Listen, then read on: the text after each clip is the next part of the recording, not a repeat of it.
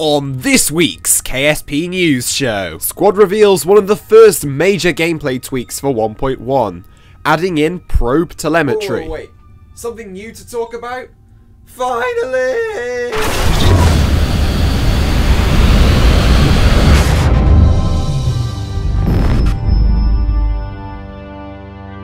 Reporting live from the Kerbal Space Center, it's your host, Jinli Kerman. Good morning, evening and afternoon, my fellow Kerbonauts. My name is Jinli Kerman. Welcome back to this week's KSP News Show. Finally, we have something more to talk about with regards to 1.1, aside from just the Unity 5 upgrade and the various different performance and development tweaks that Squad have been working on in the background for the past couple of weeks. I know those features have been taking quite a long time, but personally I am very excited to hear these new gameplay changes, and this is just the first of a few that I think are going to be coming over the next couple of weeks. This show is going to be a little bit rushed though, because this is probably going to be the last episode that I upload in this format, should I say, in this normal sort of KSP News studio. The subsequent KSP News next Sunday will probably be filmed, if there is one, will probably be filmed from my mobile camera from wherever I actually am. I should be going away around about Wednesday, so I'll try and get one more video out for you guys before I actually leave. But yeah, enough about me. Let's get on with today's story about the probe telemetry. And so yes, we have gotten some brilliant details, frankly, with regards to this new probe telemetry feature that Squad are going to be adding into 1.1. Basically, if you haven't played with the remote tech mod before, it requires you to set up a data network with regards to actually being able to communicate your data back to Kerbin and actually get all of the science, which means actually simply translating science data back to Kerbin is a lot harder unless you have sufficient amounts of satellites already in orbit around Kerbin. Basically gives antennas and all that sort of stuff an extra sort of purpose. And to a certain extent, this is what Squad are going to be adding in 1.1, although it is going to be a lot more accessible than the remote tech mod itself. Remote tech mod, I've always found personally, is a little bit complicated and sort of out of my depth when it comes to Kerbal Space Program. I know a lot of people do enjoy it, it is one of the most popular mods around, but just my personal thought is I'm not a particular fan of it. However, this new feature I am very excited about. Squad did put out a very lengthy blog post about 3 or 4 days ago on their actual dev blog. I will leave a link in the description so you can go and read the whole thing, basically talking about the development of 1.0 and how they've been adding in core features, and now that it's time to actually extend on those core features, and this is what they're going to be doing with the new transmission overhaul, as I think I'm going to call it, and this sort of like remote tech-esque feature that they're going to be implementing to sort of give antennas an extra purpose. To get to the core of the issue though, to actually just pick out the useful information, it says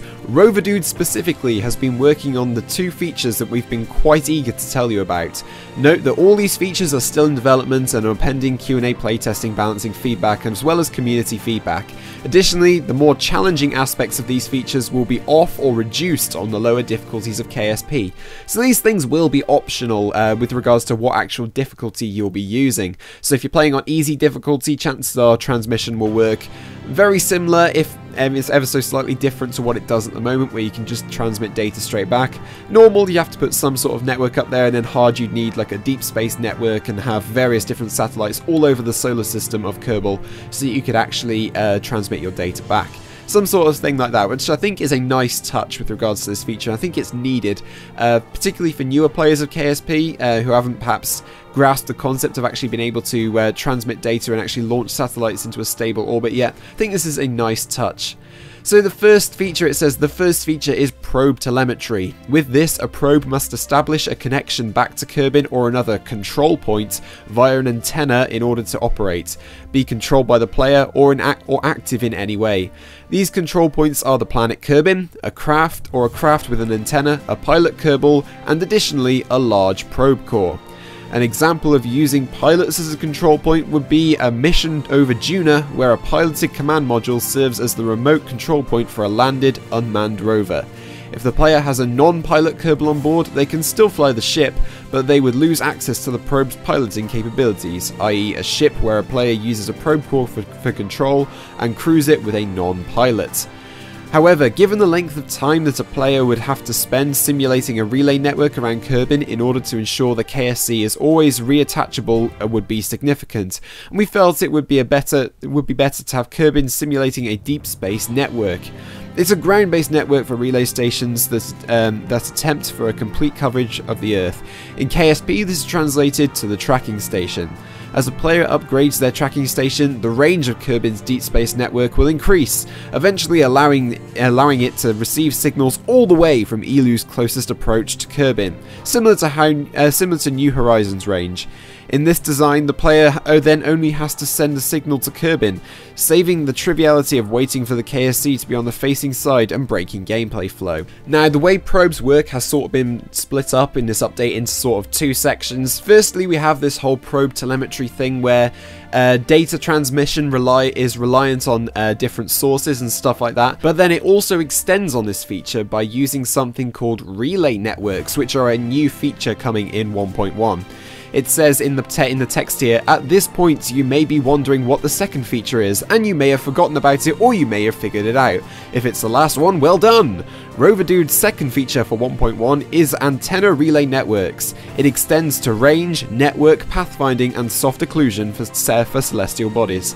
Now that may sound rather complicated, it certainly did for me initially. I'm not very clued up when it comes to actual deep space communications and stuff like that, but Squad do go on to explain it in the blog post. They say, in gameplay terms, this means that if you wanted to send data back to Kerbin or control your probe while you're out of range from your control point, the probe will attempt to use relay satellites you've set up to communicate with a control point, and the pathfinding model will simulate celestial bodies being in the way.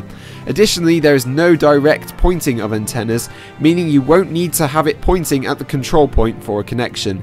The occlusion is slightly fuzzed or soft to make it a bit more forgiving. For example, Minimus won't stop you from being able to control your probe around Juna as it passes between you and Kerbin. To go along with this, we've also modelled 3 new advanced antenna parts to serve as relay dishes. They're heavier than existing dishes, but offer the feature of automated network delay. However, relays are not always required due to the nature of the Kerbin deep space network we mentioned earlier. In the current design, it will be completely possible to shoot a signal directly from, say, Juna or Kerbin with a sufficiently large antenna on your vessel, though you will likely want to set up relays to deal with occlusion and issues mentioned below. One possible use is that you may want to add and set up a relay network in Juna polar orbit to allow continuous control to a landed rover. The relay signal occlusion is present only for celestial bodies, not vessels or asteroids, and it is implemented via analytic geometry. A probe in low lunar orbit would be blocked a while on the far side of the moon, but not a probe sending a signal from Jool would likely not be blocked by Minmus. The soft occlusion angle is fully configurable on an antenna basis for modders. And that's pretty much it. They do go on to sort of paraphrase and just sum up what they've just said in a bit more layman's terms than what I've just said. It is a lot of information to actually digest in a short expanse of time, and I am aware of that. I just wanted to bring it to you in sort of the shortest link possible, and if you want to read more, I will link, like I said, the full article in the description down below if you want to actually have a look at it and read the whole thing. Because personally, I do think it is rather interesting. I think this is a very cool feature to actually add into KSP. Now, they did mention the new parts, and they have actually revealed the new parts in this blog post, or at least the models that they have at the moment, and I have to say that they look beautiful. If you look at the 3 antennas that I will put on your screen right about now, the 3 main antennas, they are just gorgeous. I mean, the one in the middle looks like the New Horizons antenna dish. We've got a big, large one right on the right hand side, which they just look amazing, and they've done an amazing job with the modelling. Like I say, these will have different strengths, because obviously different sizes will mean different strengths of signal, meaning that they'll be able to transmit data from a larger sphere of influence, which means you'll be able to control probes further out in the solar system compared to a smaller antenna, which means you could probably only do that for more short range applications and stuff like that. There are a couple of other antennas that they have added in, apart from those 3 as well. There appears to be one which is in between the sort of I'll put the image on screen here now. It's sort of the third one on the left-hand side of the capsule. It looks it's sort of like a radar dish, but it's also got like a receiver. I think that's between the medium and large antenna that are in the game at the moment. Again, absolutely beautiful part. I absolutely love the modeling and texturing on those.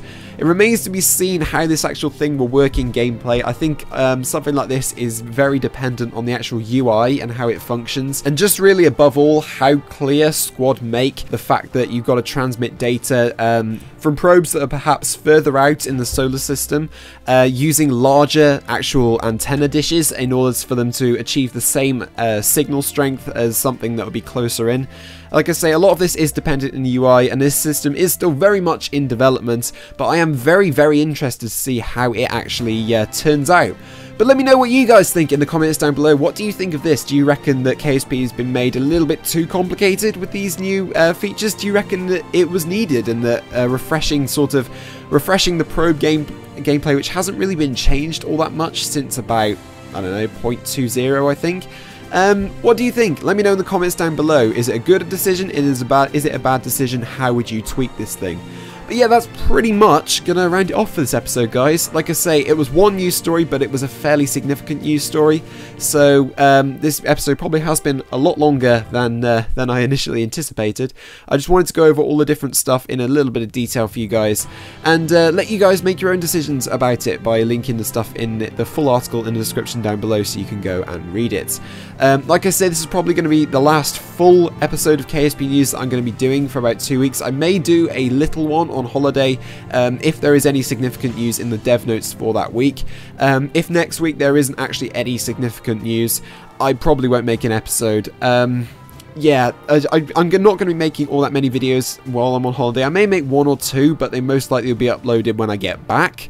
But I'm not too sure. It basically depends on the connection, the Wi-Fi connection, while I'm actually there, to see if I can upload it on time or not. But yeah, guys, just a really quick update before I go on Operation Exploration Episode 2. It's currently about 20% done, I'd say. I'm just waiting on a female voice actor to actually voice Valentina Kerman. I am just waiting on that. Should hopefully be out sometime once I get back off of holiday, so in the next couple of weeks or so. But yeah, guys, thanks very much for watching. If you did enjoy, please do remember to leave a like, and of course subscribe if you're new here. My name is Kerman, and as always, stay classy.